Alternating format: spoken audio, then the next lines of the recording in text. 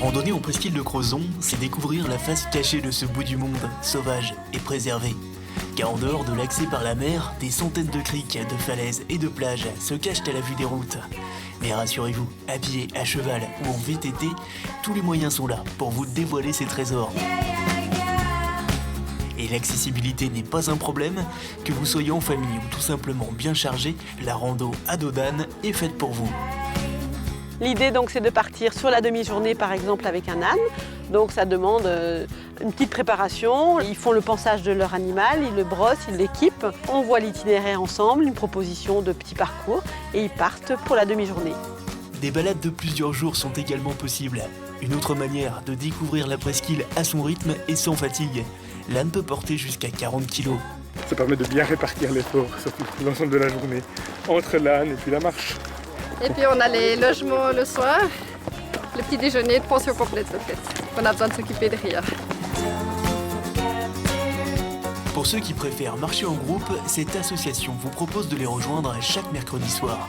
Ces amoureux de la presqu'île la connaissent par cœur et vous emmènent sur ses plus beaux sentiers. C'est presque toujours sur le sentier côtier, donc pour faire découvrir la côte. Et puis au retour, par les villages, par exemple les villages de pêcheurs du côté de Saint-Ernotte. Moi personnellement qui viens de la région parisienne, je peux vous dire que ici c'est vraiment le paradis. Philippe préside l'association Vélosport. Et comme pour les marcheurs, il fait découvrir 3 fois par semaine les plus belles boucles de la presqu'île à tous ceux équipés d'un vélo.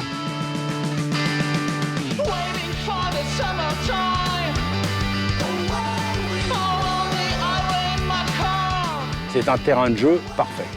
La presqu'île, avec toutes les routes qui bordent les falaises, on peut rouler aussi bien au milieu de la presqu'île, au milieu des champs, que sur le bord de mer. Un terrain de jeu magnifique et accessible. Ici, pas besoin de conditions physiques particulières, quel que soit son âge.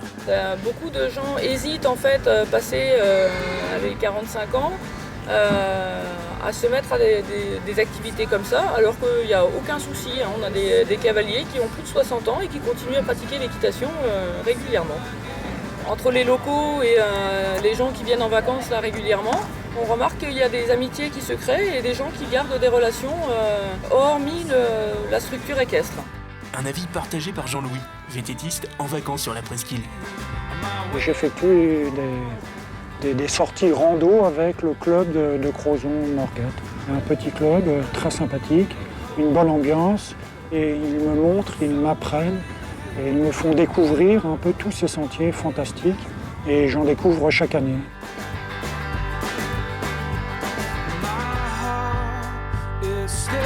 L'intérêt pour les estivants, c'est de découvrir donc la presqu'île de Crozon sous un autre paysage.